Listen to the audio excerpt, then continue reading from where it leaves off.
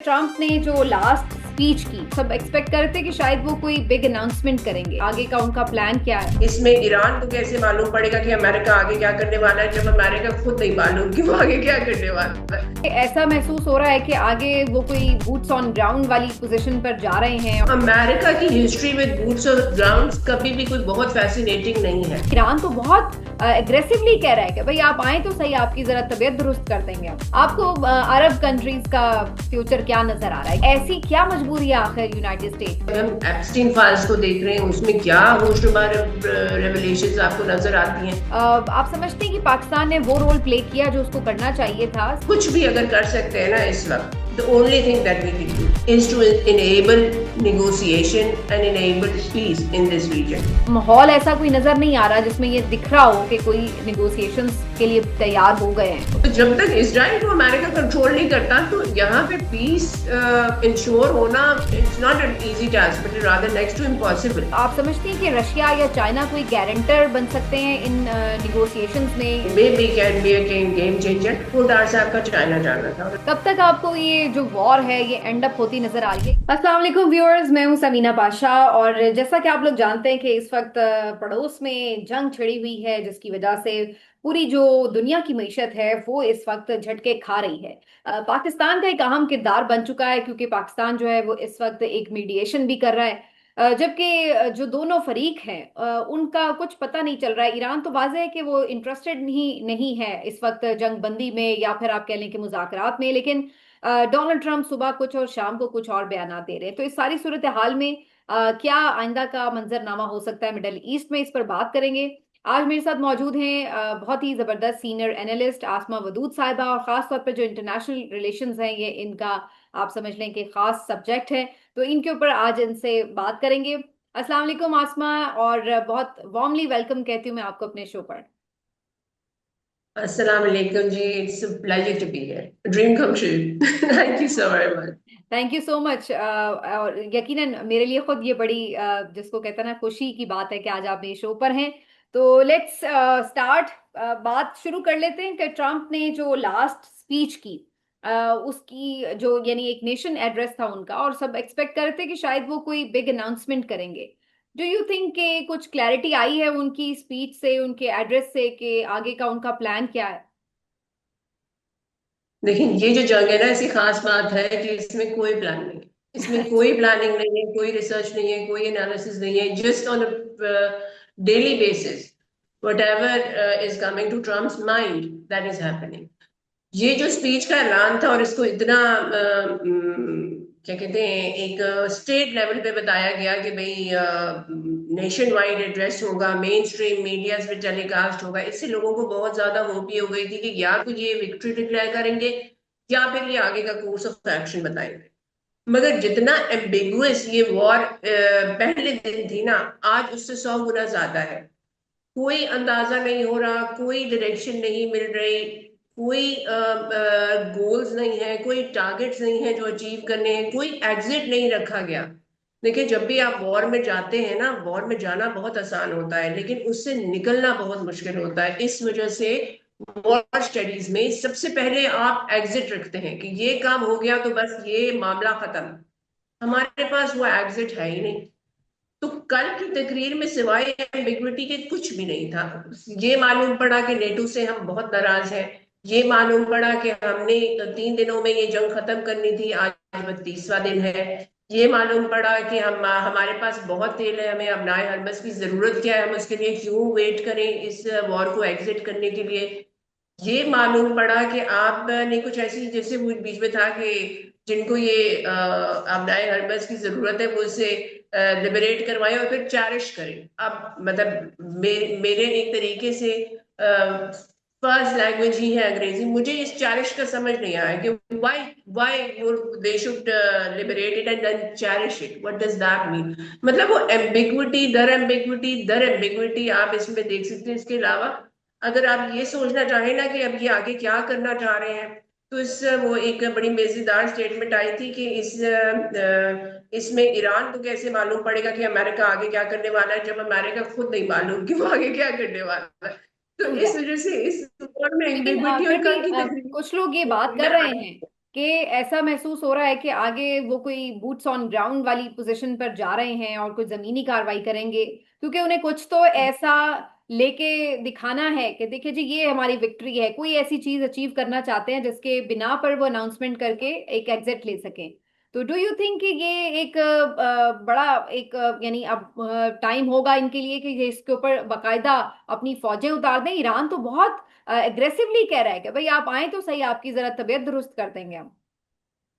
देखिए, फौजी जब भी अमेरिका ने उतारी है ना, वो चाहे 2 साल हो चाहे 20 साल हो, वहां से वो एक तरीके से डिफीटेड ही निकला है। अगर चाहे वो उसे कुछ भी कहता रहे, लेकिन वियतनाम वाज अ ह्यूमिलिएशन, इसी तरीके से अफगानिस्तान वाज अ ह्यूमिलिएशन, इसी तरीके से ईरान में इराक में अभी तक वो लोग कोई अपना स्टड फास्ट पांव नहीं जमा सके। ठीक है। तो अमेरिका की history with boots on ground कभी भी कोई बहुत फैसिनेटिंग नहीं है। यहाँ पे एक और खास बात यह है कि Afghanistan was a road side militia. इसी तरीके से Vietnam eventually they were left with road side militia. ठीक है।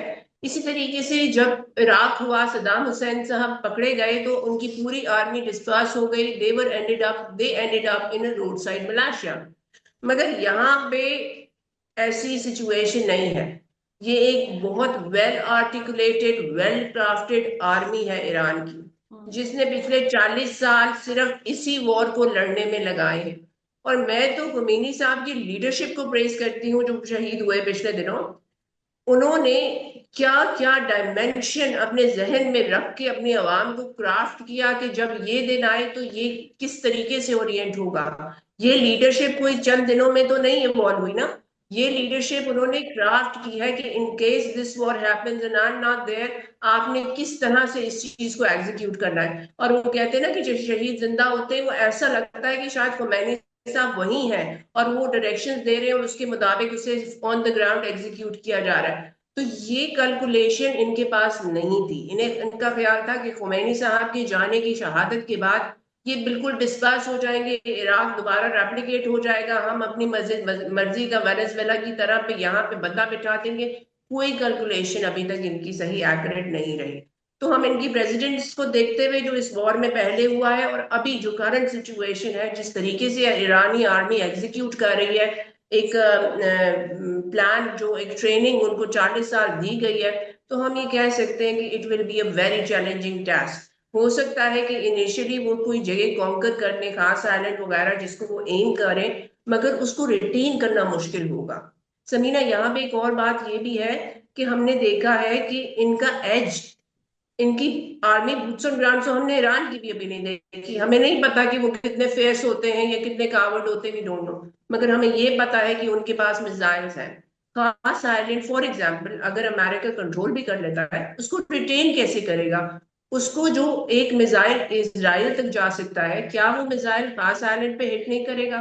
क्या उन्होंने ये नहीं सोचा होगा कि हमारे जो आइलैंड्स हैं, अगर इन पे कब्जा हो जाए तो हमें क्या करना है? वो एक अनप्रिपेयर्ड, एक बहुत खतरनाक सिचुएशन में अपनी आर्मी को डालेगा, अगर अमेरिका डालेगा तो।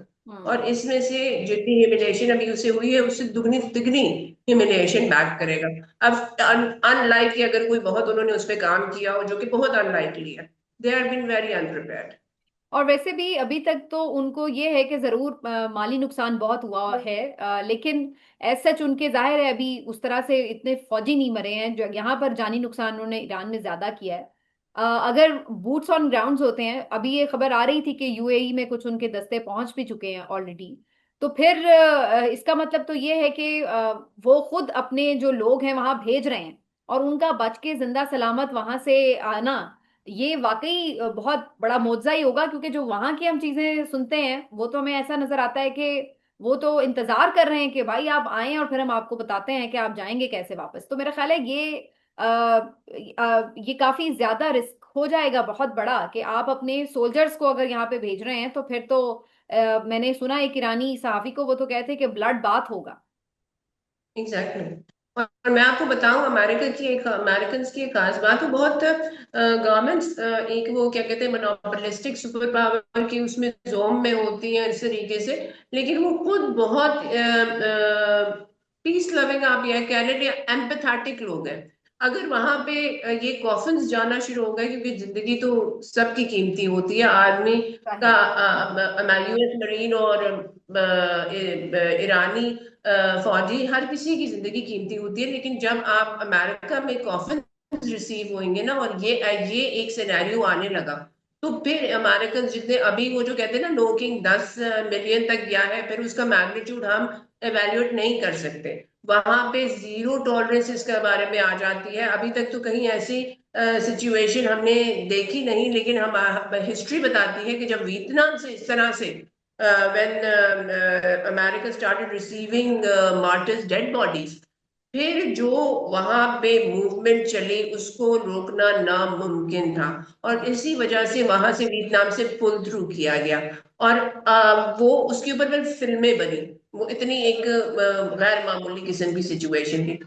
तो यहाँ पे भी हम ये कह सकते हैं कि अगर ऐसी सिचुएशन ईरान क्रिएट कर सकता है कि खुदा न खास्ता वहां कोई इस तरह से हेस्टी डिसीजन अमेरिका की तरफ से हुआ और फिर वहां कोई ब्लड बाथ हुआ, तो इसके इम्पैक्ट ट्रम्प पे डायरेक्टली आएंगे, उसकी पॉलिटिक्स पे। वो ऑलरेडी मिड टर्म इलेक्शन में बहुत वनरेबल हो गया है आफ्टर दिस नोकिंग डिसएडवेंचर। प्रोटेस्ट। इसके अलावा एप्स्टीन फाइल का बैगेज है। इसके अलावा कल बहुत ही एक अनलीडरशिप लाइक और अनएम्पथेटिक एपैथेटिक सा जवाब उन्होंने दिया है about health care and day care, जो कि वहां अमेरिका की आवाम मांग रहे हैं कि हम नहीं दे सकते, हमने दुनिया को देखना, हम सुपर पावर है, हमने जंगें लड़नी, हम डे केयर नहीं दे सकते, या हम मेडिकेयर नहीं दे सकते, या हम मेडिकल केयर नहीं दे सकते। तो ये सब बातें जब कम्युलेट हो जाएंगी और इसके साथ ये फैक्टर मिल गया ना, तो it will be impossible for Trump to rule United States. It will be impossible. अच्छा, इम्पीचमेंट आपको नजर आ रही है अभी से डोनाल्ड ट्रंप के लिए? इम्पीचमेंट तो देखिए पहले भी या इम्पीचमेंट के लिए तो जो जो ये अभी तक आप देखे ना कि जो वो क्या कहते हैं, मिनिस्टर ऑफ वॉर है, या बाकी वाइस प्रेसिडेंट है, या ट्रम्प है, वो एक एक नैरेटिव पुश करने की कोशिश करते हैं, this is not a war, this is an operation. अब इसका क्या फिलॉसफी है, क्योंकि वॉर कांग्रेस को बाईपास करके नहीं जा सकता अमेरिका। अमेरिका के फौजी लेके, अमेरिका की इक्विपमेंट लेके, अमेरिका की इन्वेस्टमेंट लेके आप किसी भी फुल फ्लैज वॉर में कांग्रेस के बगैर नहीं जा सकते। लेकिन ये ऑपरेशन कांग्रेस के बगैर शुरू किया गया, ठीक और है। उसको इस वजह से अभी तक वो इसको वॉर कहने के लिए उन्हें हिम्मत नहीं हुई, और they call it declare N नहीं कर ऑपरेशन। रहे। हाँ, सही। ये वॉर मतलब ये एक ऐसा ऑपरेशन है जो चलता चला जा रहा है, लेकिन ये वॉर नहीं है। तो हम्म। वो भी बेसिकली मिड टर्म के बाद तो इम्पीचमेंट के बहुत चांसेस है, और बहुत ज्यादा। आपको अरब कंट्रीज का फ्यूचर क्या नजर आ रहा है? क्योंकि वो टोटली रिलाय कर रहे थे अमेरिका पे। अमेरिका की तो इस वक्त अपनी हालत खराब हो गई है। तो ऐसे में ये जो गल्फ कंट्रीज हैं, ये आपको लगता है कि ये बेसिस को रिटेन करेंगी? जबकि ईरान तो डायरेक्टली ये डिमांड कर रहा है कि आप अपनी लैंड से ये बेसिस जो है अमेरिका की, इनको खत्म करें, वॉर बिल्कुल खत्म हो जाएगी, आपके ऊपर भी कोई मिसाइल्स नहीं आएंगे। देखिए जी, अमेरिका की प्रायोरिटी हमेशा इजराइल है और रहेगा। एमिरेट्स को ये बात, खलीजी ममालिक को ये बात समझनी पड़ेगी। सऊदी अरब चाहे डॉलर्स की क्या कहते हैं बारिश करते हैं अमेरिका पे, चाहे यूएई डॉलर्स के समंदर बहा दे, लेकिन whenever the time will come, America की प्रायोरिटी इजराइल रहेगी। यहाँ पे भी यही हुआ है। They are not ill equipped, they don't have, are not short of funds, मगर उनकी प्रायोरिटी क्या है, इजराइल। तो ये लोग निग्लेक्ट हुए हैं, तो ये बात आपको समझनी पड़ेगी। You can choose friends but you cannot choose neighbours. आपको म्यूचुअल एग्जिस्टेंस चाहिए ईरान के साथ। कतर ने बड़ा अच्छा डिसीजन लिया है कि हम अपने नेबर बदल नहीं सकते। ठीक है। डिप्लोमेटिक एक्सीलेंस हम हासिल कर सकते हैं यूएस के साथ, और तरीके से भी, और डायरेक्शन में हम कोलैब कर सकते हैं। जरूरी नहीं है कि पर्टिकुलरली एक ही मिलिट्री कोलैब किया जाए और यहाँ बेसिस दिए जाएं, बहुत से और वेन्यूज एक्सप्लोर किए जा सकते हैं, लेकिन ईरान के साथ म्यूचुअल एग्जिस्टेंस जरूरी है। ये ये वो रास्ता है जो कि सऊदी अरब, यूएई और बहरीन वगैरह को भी लेना पड़ेगा। आज एक न्यूज थी कि शायद बहरीन भी is considering reconciliation with Iran. तो ये अमेरिका के साथ डिप्लोमेसी आप करें, पिक एंड चूज की मैं कभी भी हामी नहीं हूं। मैं पाकिस्तान चाइना में, यूएस चाइना में भी पिक एंड चूज की हामी नहीं हूं। हमें कोई एक ग्रुप ज्वाइन करने की जरूरत नहीं है। डिप्लोमेसी के आपके ग्लोबल रिलेशंस के बहुत से वैल्यूज होते हैं, लेकिन जिससे आपके नेबर को डायरेक्टली कोई ऐसी सिचुएशन फेस हो जाए जैसे ईरान को इस वक्त हुआ हुआ है, आप कोई फॉर्मूला लगा लें, आप ईरान पे पिन पॉइंट नहीं कर सकते कि उसकी गलती क्या है। एब्सोल्युटली नो फ्लॉ, आपकी निगोसिएशन के लिए रेडी, कॉम्प्रोमाइज के लिए रेडी, हर चीज के लिए एक म्यूचुअल एग्जिस्टेंस वो पिछले 40 सालों से ढूंढ रहा है। आप उसको एक कॉर्नर में पुश करके आप क्या कहते हैं, ये एक्सपेक्ट करें कि बस मैं इसको, वो कहते हैं ना, I'm gonna send him back to the stone ages, this is not gonna happen। ऐसा नहीं होगा। वो अपनी एग्जिस्टेंस के लिए, अपनी एक बेसिक ग्लोबल राइट्स के लिए खड़ा हुआ है, वो उसमें उस पर कॉम्प्रोमाइज नहीं करना चाह रहा। तो यूएई और सऊदी अरब को भी ये समझना पड़ेगा कि let's explore different venues to collab with United Nations. आपको जरूरी नहीं है कि आप उनके साथ मिलिट्री अलायंस करें, क्योंकि मिलिट्री एक्सपेक्टेशन जब आप रखेंगे, जब भी आप में और इसराइल में कंपैरिजन आएगा, अमेरिका ब्लाइंडली इसराइल को चूज करेगा और आप इसी तरीके से एक वनरेबल पोजीशन में अपने आप को पाएंगे। ये वैसे बड़ा क्वेश्चन करते हैं लोग कि आखिर ऐसी क्या मजबूरी है यूनाइटेड स्टेट ऑफ अमेरिका की कि वो इसराइल को इतना ज्यादा प्रायोरिटी पे रखता है कि इवन हर जगह पर उसके लिए ना सिर्फ ये कि वो उसको सपोर्ट करता है, फाइनेंशियली सपोर्ट करता है, बल्कि ये तो एक सुसाइडल वॉर थी ट्रम्प के लिए जिसमें वो कूद गए फॉर इसराइल। तो ऐसी क्या मजबूरी है आखिर यूनाइटेड स्टेट की? देखिए, उनका बेसिकली पूरा सेटअप जो है ना, basically financial setup, that is under clause of जायनेस। ये इसके बारे में तो दो राय नहीं, लेकिन फिर ये है कि आप जब एक गिव एंड टेक सिचुएशन में आ जाते हैं ना, तो आपके अपने पैटी इंटरेस्ट आपको डोमिनेट करना शुरू कर देते हैं।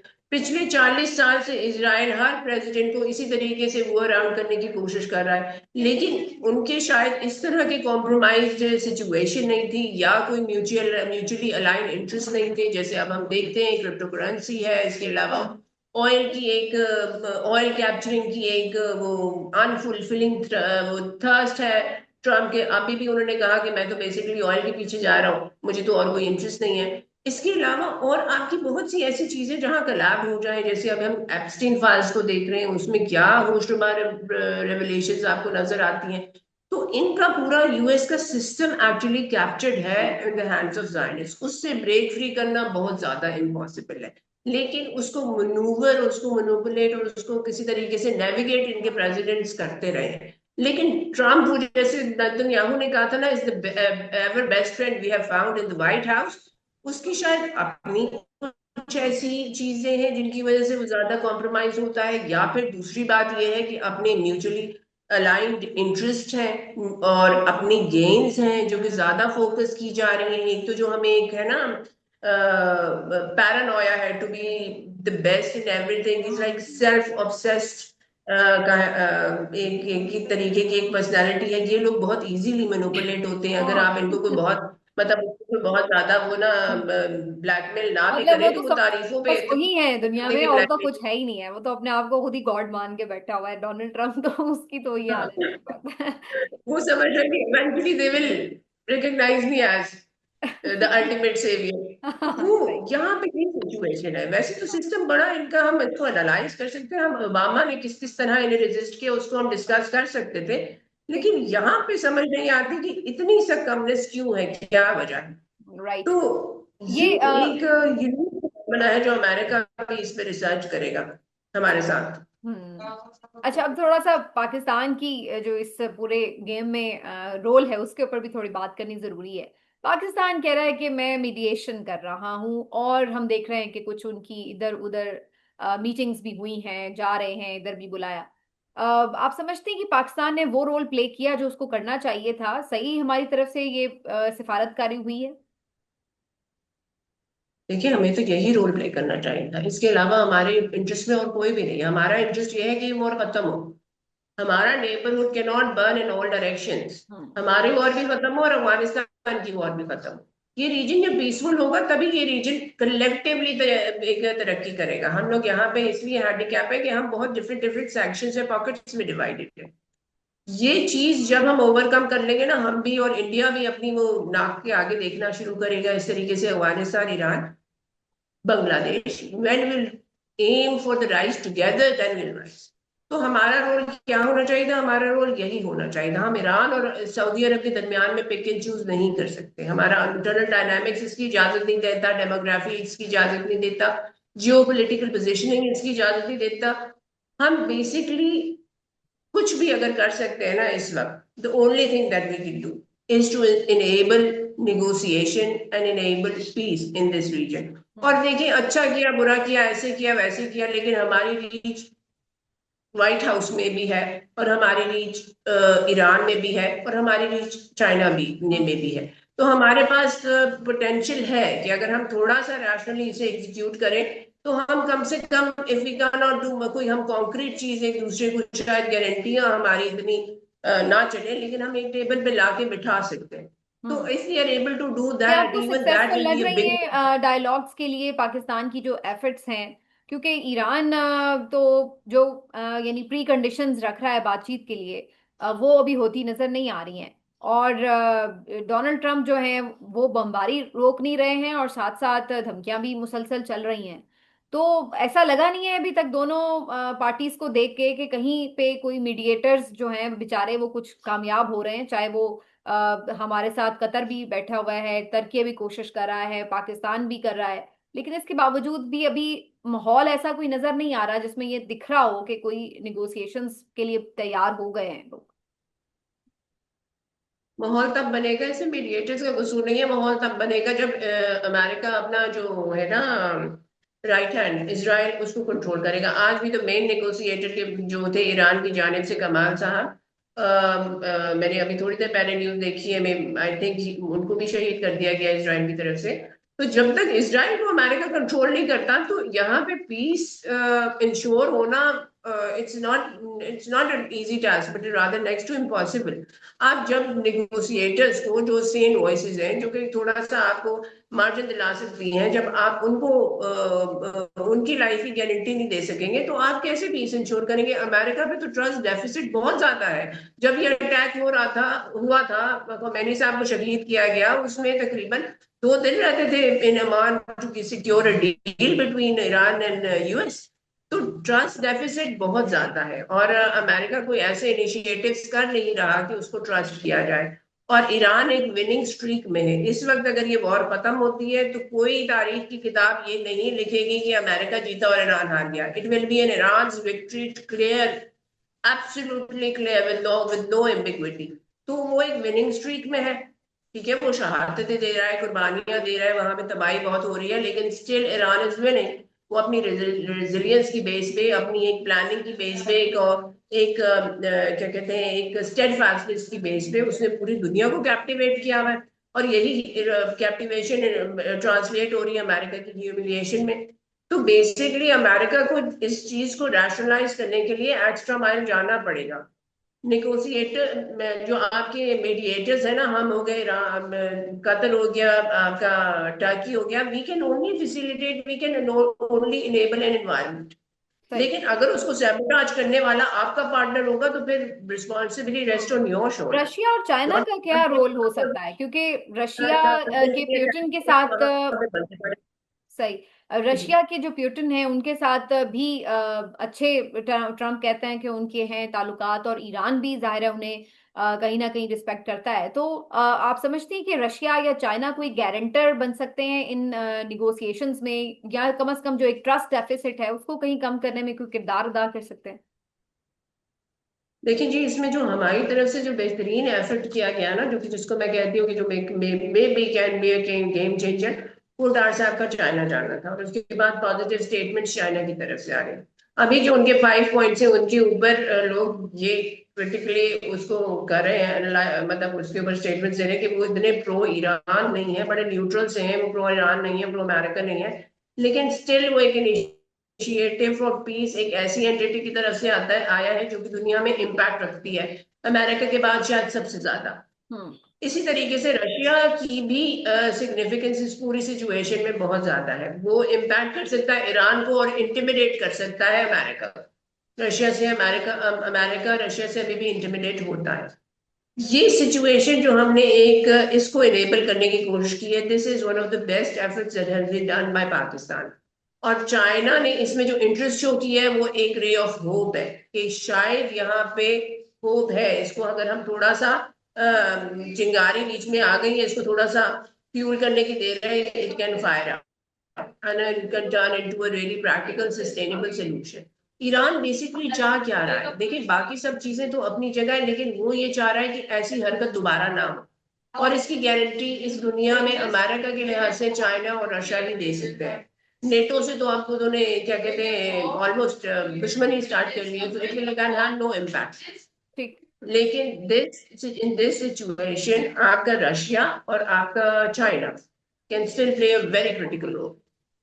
कब तक आपको ये जो वॉर है ये एंड अप होती नजर आ रही है, या अभी आपको लगता है कि ये थोड़ा सा और लंबा चलेगी? देखिए, अमेरिका तो चाह रहा है कि ये पलक झपकने से पहले खत्म हो जाए, लेकिन ईरान का इंटरेस्ट इसमें है कि ये लॉन्ग प्रोलॉन्ग हो।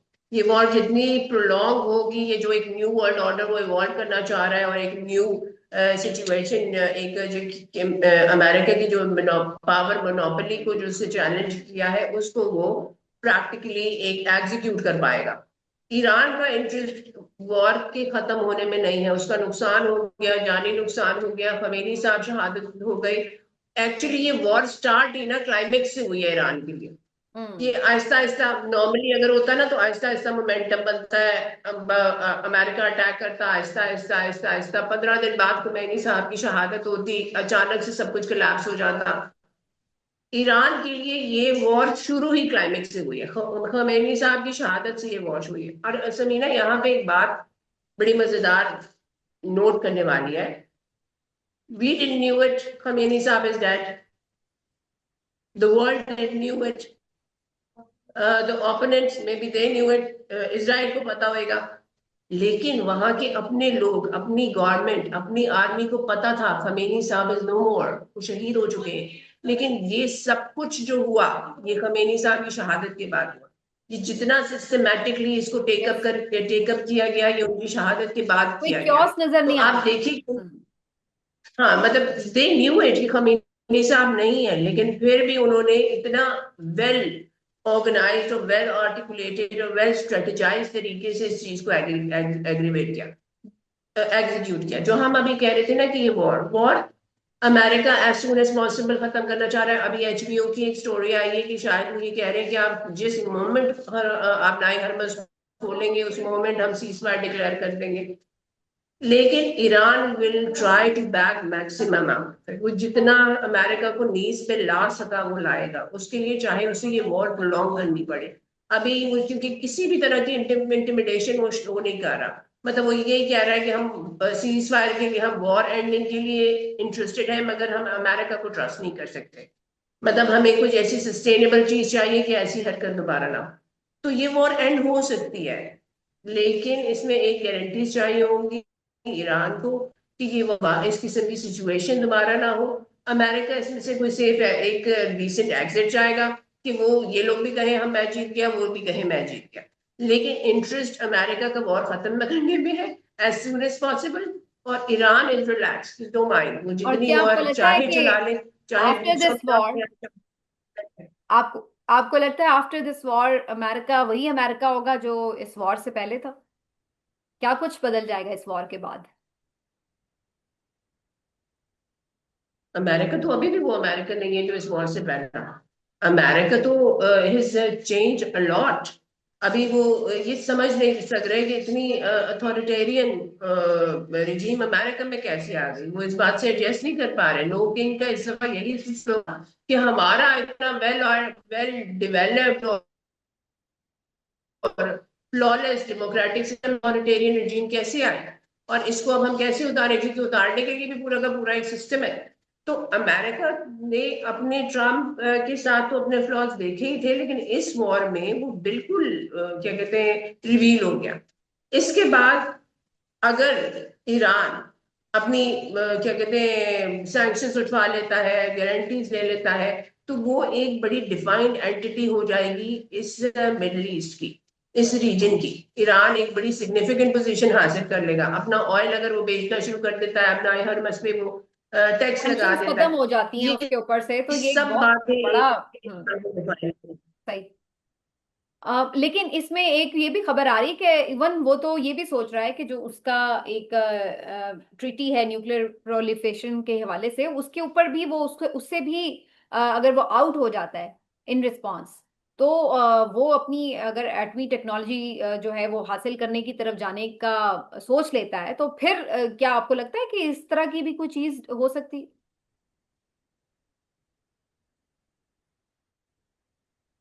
नहीं जी, ये ना डबल स्टैंडर्ड्स है हमारे। आपको पता है इजराइल इज के पास न्यूक है, और वो इस न्यूक्लियर प्रोलिफरेशन ट्रीटी का हिस्सा नहीं है। उसमें कोई दुनिया के रूल्स लॉ नहीं होते as far as nuclear capability is concern. तो ये हमारे डबल स्टैंडर्ड्स है हमारी दुनिया के। पर्टिकुलरली एक एंटिटी को आपने अलहदा किया हुआ है और पूरी दुनिया को आपने अलहदा किया हुआ है।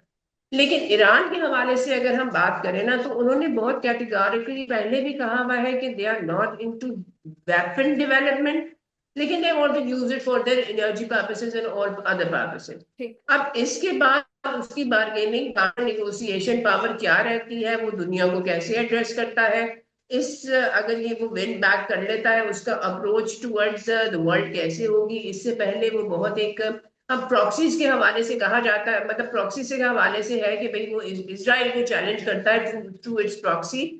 मगर इसके अलावा उसकी फ्रिक्शन और ममालिक के साथ इतनी अब्रप्ट नहीं है। यहाँ पे भी वो अमेरिकन बेस को हिट कर रहा है।